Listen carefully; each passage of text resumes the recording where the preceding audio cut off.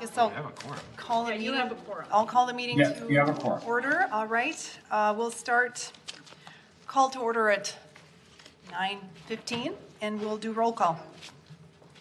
Right. Thank you, Madam President. Commissioner Kaiser, Here. Commissioner LaRoche, Oh, here she comes. Commissioner Parsons, Here. Commissioner Adams, Here. Commissioner Banks, Here. Commissioner Budashevsky, Here. Commissioner Cummings. Here. We have a quorum. All right. Let's approve the minutes from June 1st, regular meeting. Any discussion on the minutes? Commissioner Adams? No discussion, I move that we approve them. Okay. Nancy? I'll second. All in favor? Aye. Any opposed? Nay. All right, the motion passes. On to public hearing and consideration of a resolution authorizing the sale of an EDA lot at 4741 Welcome Avenue North for construction of a 4-unit residential building. This is the item from June 1st meeting continued. And Yes, good evening. Matt's just bringing up the PowerPoint here. Okay. This is a continued public hearing, as was said, to authorize the lot sale to Garenco Construction for the lot at 4741 Welcome for $100,000. Here is, I'll give you a little site context. Here is the lot in green, of course. There are single-family homes to the west, and there's actually one right directly north of the property. Directly south of the property is some multifamily apartment buildings, smaller buildings, and then across there's an office building here with some green space, also owned by the same property owner. And then here's just a close-up of our lot, with showing the vacant lot, of course, and then the single family here, and the multifamily just south. Garenco Construction proposes to purchase the lot for $100,000 and build a 4-unit residential building. You gave tentative acceptance to this proposal on May 4th. The public hearing was scheduled and opened on June 1st, but then you continued it at the staff's request so that the builder could provide more detailed site plans and building plans, which have now been provided. The number of bedrooms and bathrooms in each unit there'll be 3 bedrooms on the second floor for each unit, and then there'll be 2 bathrooms on the second floor, and then a half bath on the main floor. So each of the units will have this. Next is the size of each unit by floor. In the basement, which is at this point proposed to be unfinished, there's in units A and D, which are the 2 north units, it'd be about 550 square feet. In units B and C, which are the 2 south units, it's close to 773. On the main floor, it's the same square footage as the basement for units A and D. B and C have also the same square footage. The second floor, these are bigger than the main floor. The units A and D will be 963 square feet, and B and C will be about 1,200. The total square footage for the 2 north units is 2,055 square feet, with about 1,500 of that being finished. And then in B and C, it's 2,700 square feet total, with about 1,900 finished. So here's the building elevations. This is what they will look like. This is how it would look like facing the alley with the 2 garages. This is how it would look facing Welcome with the 2 garages, so very similar. And then, of course, the north and south elevations are pretty much a mirror image, very similar images to each other. This is a proposed site plan. When I met with you in May to ask for tentative approval, I told you that the builder was going to request variances to side setbacks, actually to all the sides. Well, he has redesigned this so that he will not be requesting any setback variances, so that's encouraging, I think. Here again, these are the 2 north units, A and D. Here's B and C. There's a driveway off the alley for these 2 units, driveway off Welcome for these 2 units. in an effort to really provide sort of have a face for these back units to Welcome, which we consider the public street, of course. There is going to be a sidewalk from these back entrances to the Welcome Avenue, and there will also be signage here on Welcome saying the units are back there. So we didn't want people to get the idea that the alley was any way a street, but we really want to try to focus the building as much as we can on this very small lot to Welcome. Here is the main floor. Each unit will have, of course, a kitchen and dining room and living area, and then a mudroom / powder room. And then each of them will have a deck too off the side, deck or patio. Here is the second floor plan with the 3 bedrooms. There's 2.5 baths as well for each unit. So EDA action tonight, you are being asked to reopen the public hearing and then take any testimony and then conclude the public hearing and adopt the resolution authorizing the sale to Garenco Construction for $100,000. If you do adopt the resolution, the next steps will be that Garenco will submit a detailed site plan, even more detailed than what you see here. And that will be for the Planning Commission public hearing on August 9th. And then that would be considered by the City Council on August 17th. They would then have approximately 2 months to close on the property. And then they have up to 2 years after that to actually build the building. The builder has indicated that they would start construction, though, probably late 21 or sometime in 22. So he didn't foresee that he would take the full 2 years to build the building. So I'm available for questions if you have any. That's my presentation. Thank you, Dan. Jim? Okay, early on in your presentation, you said that across the street, there's a field which is owned by the same owner? Yes, let's see here. Really? When did that happen? This has always been owned by, there used to be a huge parking lot here, and then several years ago, they came in and they reduced the parking lot to this size. So they still own, this is all green space. Yeah. It's still owned by this entity. It's spacing the name. Is it Comcast? Comcast. CenturyLink. CenturyLink, there you go. Yeah, this is the CenturyLink building right here, and That confuses me. yeah. So is that vacant property owned by CenturyLink or? Yes, it is, Okay. yeah. Okay. They didn't want as big a parking lot. The parking lot was really falling apart at that time, so they just decided to redo it and make it a lot smaller, and they just wanted this to be green space, so. So I did hear you wrong. Okay. Did I misstate that earlier? I heard you say that it was the same owner as was buying across the street. Oh, okay. I meant that this was all owned by the same property, Right. was what I meant to say, I'm Yep. sorry. That makes sense. Yep. Yeah, Thank I'm you. like, Sorry. I missed that.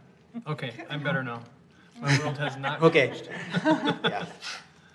Nancy? Thank you. This is probably more of a question for John Sutter, but would CenturyLink ever be interested in selling off that excess property?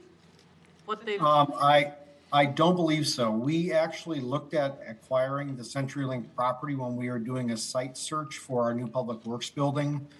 Oh goodness, maybe 8 years ago. And while they certainly have surplus land and they don't really use the building, I mean, it was an old switchboard place or whatever the right term is, and they almost have no employees there. And so on paper, it looked like a good candidate, but a lot of that vacant land actually has a lot of underground wiring and facilities on that property. And that was sort of a deal breaker. So I don't know exactly where all that stuff is, but I know it's not just what you can see in the aerial photo. There's a fair amount of stuff that's underground, and it would make it very difficult or complicated to redevelop that site. Certainly at any point, if CenturyLink wants to explore that, or at least to use that vacant land in some different way, we'd certainly be open to that, and they know we are. But I think they just have too much stuff on that property to be interested in doing that at this time. Okay, thanks, John. Yeah, anyone else on this? Dan, do you have anything else?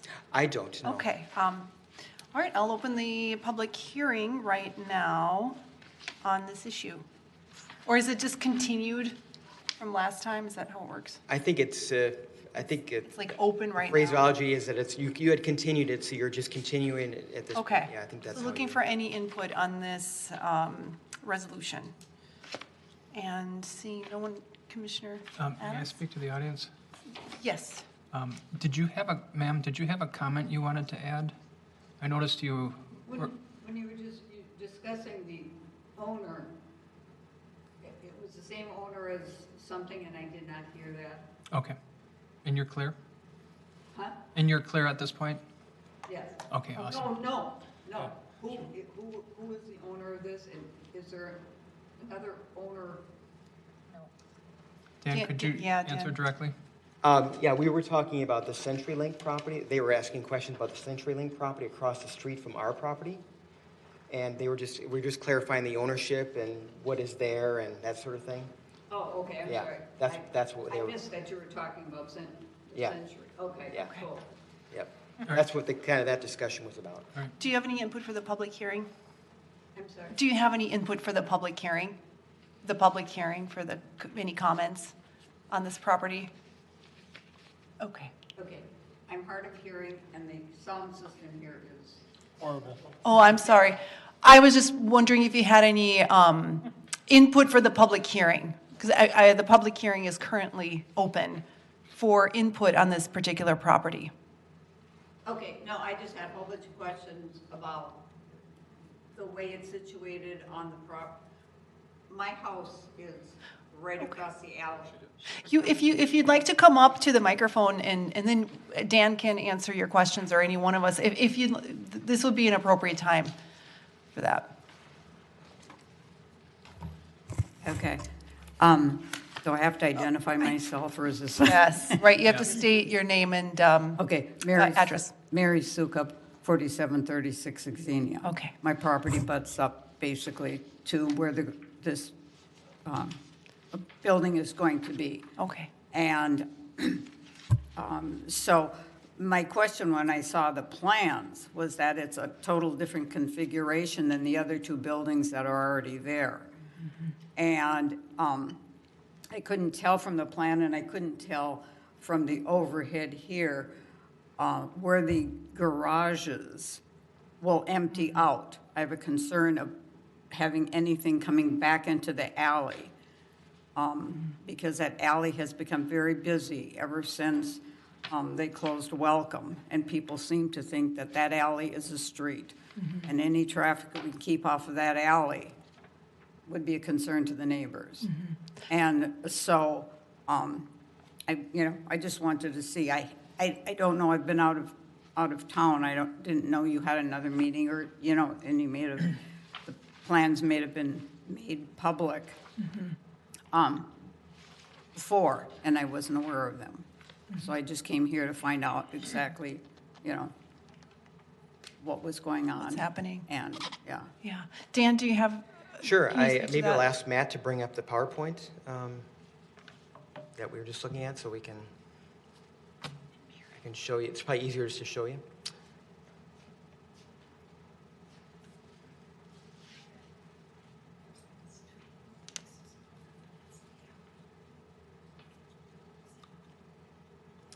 Okay. I mean, right, no, I understand that. Okay, but I can't tell where those, when I looked at the picture, it looked like the garages were going to face, Welcome. Am I correct? Yes, there's going to be two of the garages will face Welcome, and two garages will face the alley. Right. So there'll be two. So that would mean the back, the two units would be coming in off the alley. Sure. Two units would be coming off of Welcome. Yes. On this graphic here, it's units D and C will both have a driveway, a garage to the alley. And then the other two units will be accessed off, will have the same off of Welcome. This, you can kind of see, this graphic here is what it's going to look like from the alley. You can see the two garage doors here. Right. Yep. Okay. And then the two garage doors are gonna face Welcome? Yeah, it's pretty much a mirror image of facing Welcome, yep. Okay. And then the actual front of the building will face south? No, I would say that the face, so-called, would be Welcome. We're trying to kind of gear everything, as I said earlier, we're trying to have sidewalk access to Welcome for all 4 units, and then signage to direct people when they're traveling along Welcome, they'll see, hey, there's another unit behind the ones that you just see. So we're kind of trying to make the face Welcome because that's the public street. We don't want there to be confusion that the alley is a public street, as you are experiencing. So we're trying to really, as I said, gear toward the face of the building to be Welcome. It'll be addressed off of Welcome. Okay. Yep. Okay, so there's one private house on one side of that building. Yes, it's The other side is the other. The fourplex. right here. is the other There's a single-family home apartment here. building, yeah, the single-family home. They will be facing, can you give me the building again? Oh, The sure. building. So when you, Yes, they'll be facing. they'll be this, facing which of those? This is the north elevation. That's what. That's the north side? This will be facing the single-family home. Okay, As you can see, there's an entrance for each of the 2 units. This is the one that has a garage that goes to Welcome. This is the one that has the garage that goes to the alley. okay. Yep. Oh, thank you. Thank you. Do you want to keep it? Yeah. Would you like to keep it? Yes, I would. Yeah, absolutely. Sure. All right, and please reach out if you have any more questions based on this information. So, all right. I think at this time, the public hearing is closed, and we will entertain a motion for adoption of a resolution approving the sale of 4741 Welcome Avenue North for construction of a new 4-unit residential building. Any more discussion on this? Looking for a motion? Brendan? I make a motion approving the resolution authorizing the sale of 4741 Welcome Avenue North for construction of a 4-unit residential building. And Jim? I would second that motion. All right, all in favor, say aye. Aye. Any opposed, say nay. All right, and motion passes. Okay, on to item number 5, public hearing and consideration of a resolution authorizing the sale of an EDA lot at 3556 Major Avenue North for construction of a single-family home. And Dan, you're Yes. presenting again. Yeah, this is the lot that you approved the variances for earlier. So now this is the public hearing for the lot sale itself. The lot has been available since 2015 by the EDA. As I said earlier, Great Buy Homes has submitted a proposal to purchase the lot and build a new home for, they're offering $25,000, which is what the RFP asked for. The lot was discounted to this price because there's a need, the builder will need to install sanitary sewer and water connections. You gave tentative approval, or acceptance, I should say, to the lot sale on May 18th. Since that time, the major change in the house design has been the removal of the second floor. It's a 2-foot cantilevered floor, and the second floor was removed. The number of bedrooms and bathrooms on that floor will remain the same, even though the floor will be a little bit smaller, like 50 square feet smaller. Here is the general location of the site, and here's Cub Foods, just for direction there.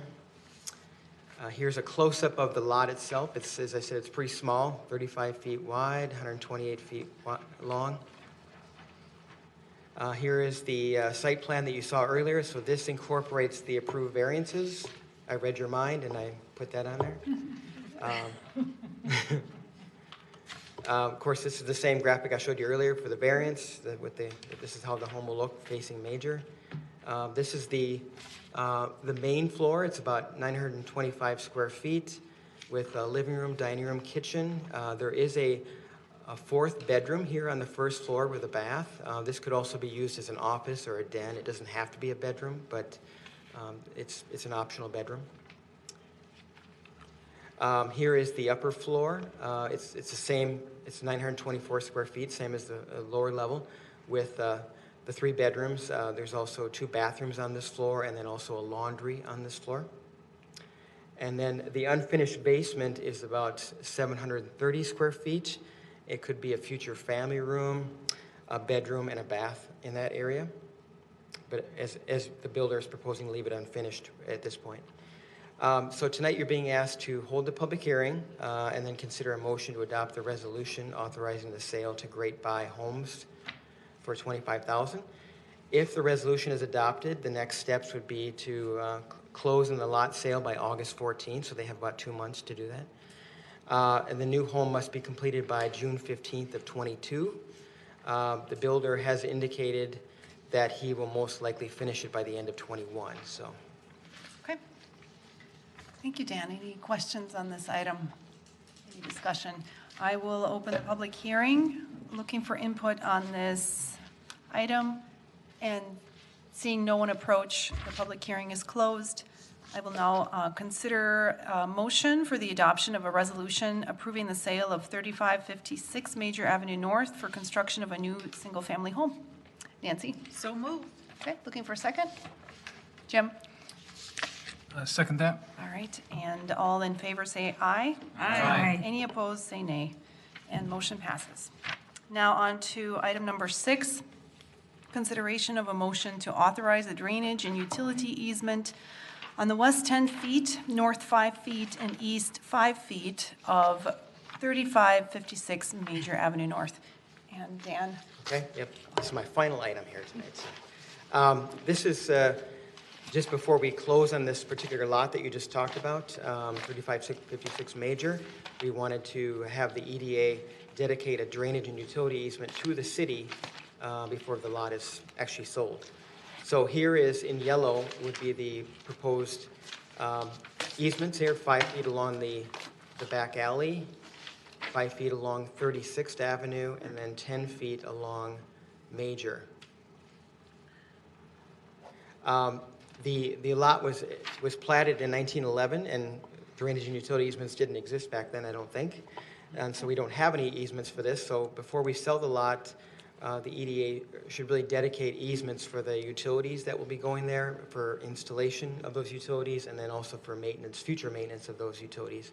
So tonight, just asking for a motion, no resolution, but just a motion to authorize the dedication of the easements as requested.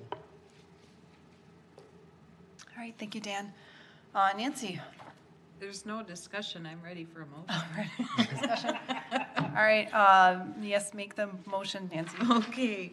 I make a motion to approve consideration or to authorize a drainage and utility easement on the west 10 feet, north 5 feet, and east 5 feet of 3556 Major Avenue North. Okay, looking for a second. Brendan? Second the motion? Okay, all in favor, say aye. Aye. Any opposed, say nay. And motion passes. Okay. All right, thank you. Thank you so much, Dan. Thank you. Now, item number 7, consideration of a resolution supporting tax increment financing for a multifamily housing project at 5240 West Broadway. And I think John Sutter is going to speak on that. Or someone else, I'm not Nope, sure. you're right, John. Okay. Great. Just had to unmute. Thank you, Madam President, Commissioners. This is an item that I think you recall we talked about both in May and on the June 1st, or at the June 1st meeting. Let me just get the slideshow started right here. So I have a very short presentation, and then I anticipate there'll be a fair amount of discussion among all of you. We'll do our best to answer your questions, but mainly for the benefit of the public. The site is 1 3/4 acre site at 5240 West Broadway. It's actually 4 different parcels. But the combined site would be 1 3/4 acres. It's been vacant since 2007. It is the vacant site just northwest of Big Louie's. The proposed apartment building would be a 4-story building on top of a basement parking garage. It would be have 58 units. This is preliminary, but 58 units, 46 of which would be affordable at 60% of Twin Cities area median income. 12 of them would be affordable at 30% of area median income. And the developer is going to seek low-income housing tax credit financing this year for 2021 construction. So the developer, Sand Companies, has determined or estimated that their total financing sources, not including any assistance from the city or the EDA, are about $16.5 million. And the anticipated uses, including a small allowance for public realm improvements along West Broadway, are about $17.5 million, which leaves a financing gap of just over $1 million. So the developer is asking you to adopt a resolution of support, including very preliminary and tentative support for the use of tax increment financing for two reasons. One, to reduce, not eliminate, but reduce the financing gap, and also to improve the score for their low-income housing tax credit application to the state. Just a refresher from prior meetings, the low-income housing tax credits are federal tax credits, but they're actually administered by each state, and that's why they would be applying to the State Housing Finance Agency for these federal tax credits. Now, why is the developer requesting this now? Well, the low-income housing tax credit application is due July 15th, and tonight is your last meeting night before July 15th. And the developer would need a resolution from the EDA or the council. In this case, we would recommend an EDA resolution for that purpose. The type of TIF district would be an affordable housing district, which has a maximum duration of 26 years. But as you'll see on the next slide, typically the duration's a lot less than that. And also typically these deals are structured as a pay-as-you-go note payable to the developer over time. So the proposed resolution in your packet, there are four main points. As I said earlier, it supports the developer's tax credit application for the project. It authorizes your staff to work with the developer and our TIF consultant, Ehlers and Associates, to prepare a TIF plan up to whatever maximum dollar amount you put in the resolution. But it is also subject to all of the required steps for creation of a TIF district. And that includes not only the financial analysis and so forth, but also there has to be at least one public hearing and EDA and city council action before the TIF district is actually created. The resolution is also conditional upon them actually being awarded the tax credits that they're applying for in July. That award will occur very late this year.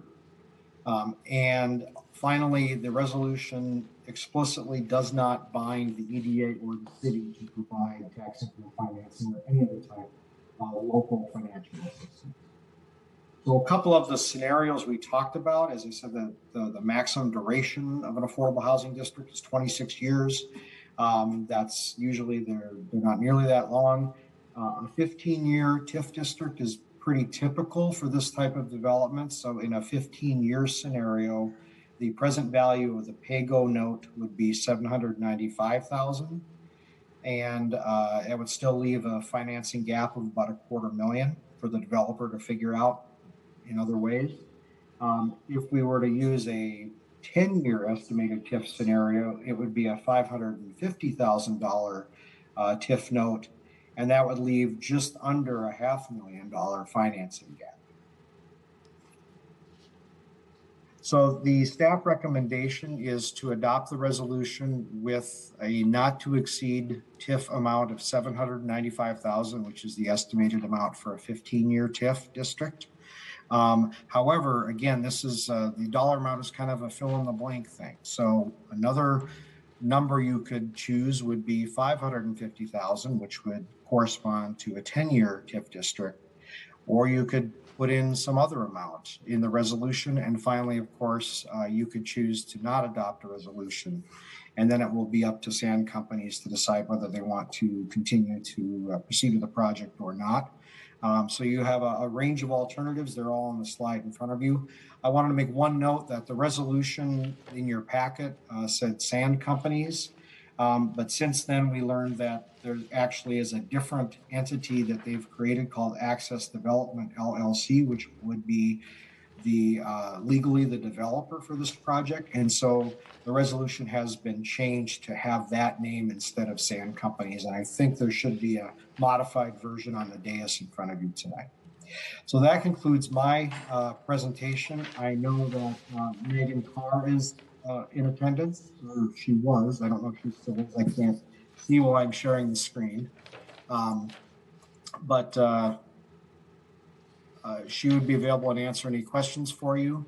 And also, I would be happy to answer any questions from the commission. Thank you. Thank you, John. I didn't catch the name of the representative who might be on the line. Megan Carr. Oh, Megan, yes. Megan, if you are available to speak to any of these issues, you're welcome to do so. Can you hear me okay? Yep. Okay, great. So as Don indicated, we are planning to apply July 15th regarding the TIF that we're requesting tonight. The application point process really focuses on city participation, and the 15-year TIF amount would allow us to get, I believe it's outlined, I believe it's 6 points on the application, which is huge to be able to be selected. And so that's part of the reason for this request at this time. And I'm happy to answer any questions. Okay, thank you, Megan. Any questions for Megan or John?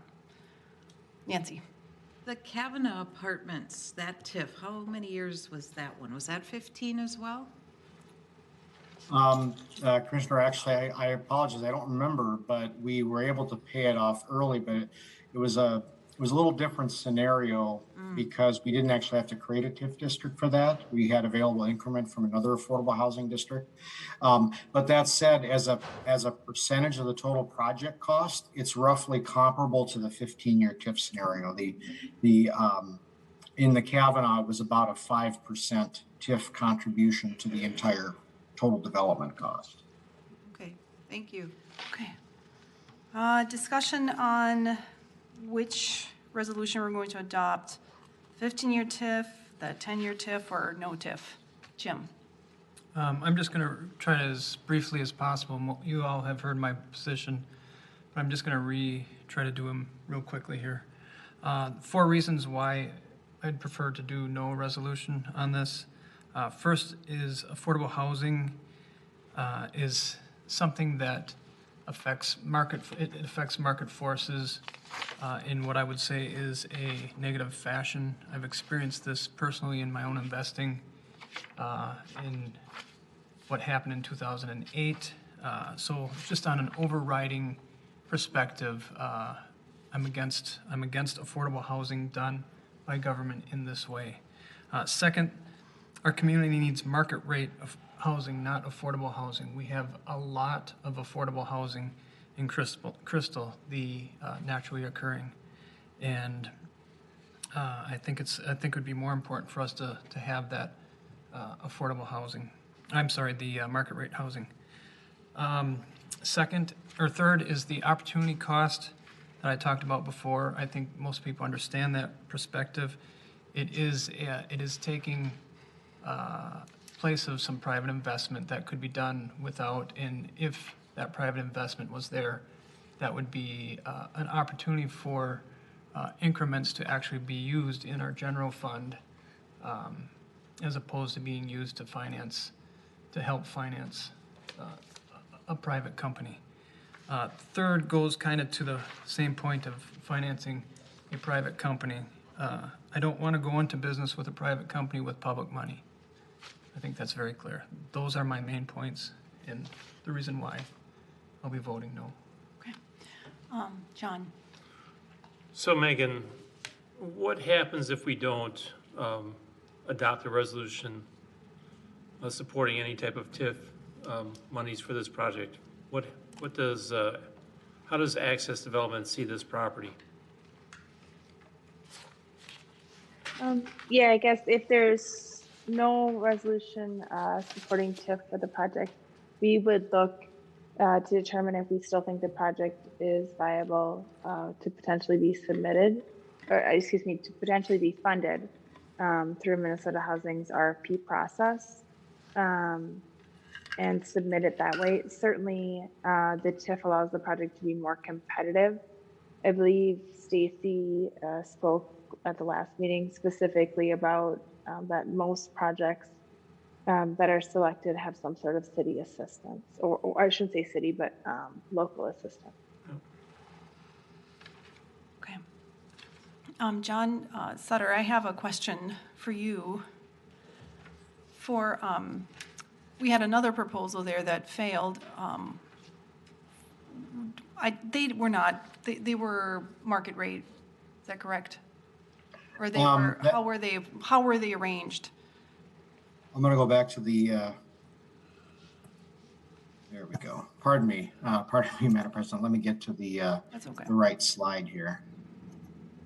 So they had it was a similar building. It was slightly smaller, but it was basically a very similar building. They were going to do a mixed income development that had some units at 30% AMI, some units at 60%, some at 80%, and then some at market rate. I don't remember exactly what the breakdown was, but they also were going to apply for tax credits. The scoring criteria have changed since then, and we don't really know why their project was not funded. They said they made a technical error in their application. I don't know if that's the real reason or not, because we wouldn't know that. But their project was kind of similar, but it did definitely have some market rate units. I want to say it might have been 20% or a quarter of the units were market rate, and then the rest were affordable at different stages or different income levels. Okay, thank you. I remember now. All right. So is there any more discussion? Therese? I have a question. Has sand companies developed in Crystal before? Have we worked with them before? Well, no, they would be new to Crystal. I think Megan can talk about some of the projects they've done in other cities recently. Right. I remember this. Megan, you were mentioning this during the last meeting, but go ahead. Yeah, yep. We have not developed in Crystal. This is the first site within the city of Crystal, but we do have neighboring communities, including we manage a couple of properties in Minneapolis. We have 2 projects in the city of Plymouth. The second project we just broke ground within the last month. We have properties in Maple Grove, in Dayton, Minnesota, 2 phases in both of those communities. I'm trying to think where else off the top of my head. We're also in Bloomington, Blaine, St. Michael, which is a little further out. And then if you go to the Southwest Metro, we have Chanhassen, Chaska, Jordan, Minnesota. So in the West Metro, those would be the major ones. Roseville, which is a little bit further, but Roseville, we are working on breaking ground, hopefully in the next few months, on a second phase in that community. Okay, thank you, Megan. All right, I think the best way to approach it is to have the resolution with the staff recommendation and then see if it passes or fails. And that's right, and you're nodding your head. Okay. I would agree with that too. That's up to you. Okay, rather than having another resolution for a no resolution, which makes no sense. John? Yeah, I'll make a motion. Recommending an adoption of the resolution with a not to exceed TIF amount of $795,000, the 15-year TIF scenario. Okay, looking for a second. Second. Okay, David. And all in favor say aye. Aye. Opposed say nay. Nay. And roll call. Thank you. Commissioner Budiszewski? Aye. Commissioner Cummings? Aye. Commissioner Kaiser? Nay. Commissioner LaRoche? Nay. Commissioner Parsons, Nay. Commissioner Adams, Nay. Commissioner Banks. Aye. Motion fails 3-4. So that's considered a no resolution, so, right, okay. The resolution with that dollar amount is not adopted. Someone could propose a resolution with a different dollar amount if they choose. All right. Are we, anyone would like to make a resolution with a 10-year TIF dollar amount? So moved. All right, Nancy? Any, looking for a second? Brendan? Okay, all those in favor say aye. Aye. Any opposed say nay. Nay. Nay. And roll call again. Commissioner Cummings, Aye. Commissioner Kaiser, Nay. Commissioner LaRoche, Aye. Commissioner Parsons, Nay. Commissioner Adams, Nay. Commissioner Banks, Aye. Commissioner Budashevsky. Aye. Motion passes 4-3. All right. I missed, there it is, I lost my agenda. So item number 8, and thank you, John, for managing that, and thank you, Megan, for sticking around for this. Thank you. Item number 8 is other business. Any other business? Do you have anything, John, for us? Well, I just want to say, because anticipating the question from the public as well as commissioners, we still haven't heard anything about the vacant Burger King or the Pizza Hut. They're in private hands, and we don't know. We ask, and from time to time, and they don't have an update for us. But there are a number of businesses that are opening soon, and I think I went through those at the last meeting, but I'd be happy to answer any specific questions that you might have. Okay, Brendan? Is the bakery opening again? 36th and 36th and Douglas? I don't believe they're open yet. They're still putting the finishing touches on. Last we heard, they would like to open at the end of this month, and they expect to open no later than the middle of July. So it's somewhere in that range, the next, 1 to 4 weeks. Excellent, thank you, yeah. All right, any other business or questions, concerns? And thank you, John, again. And this brings us to adjournment. Looking for a motion, John. So moved. Second, Nancy. Second. All in favor, aye. Aye. Excellent, thank you, guys. Thank you, all right.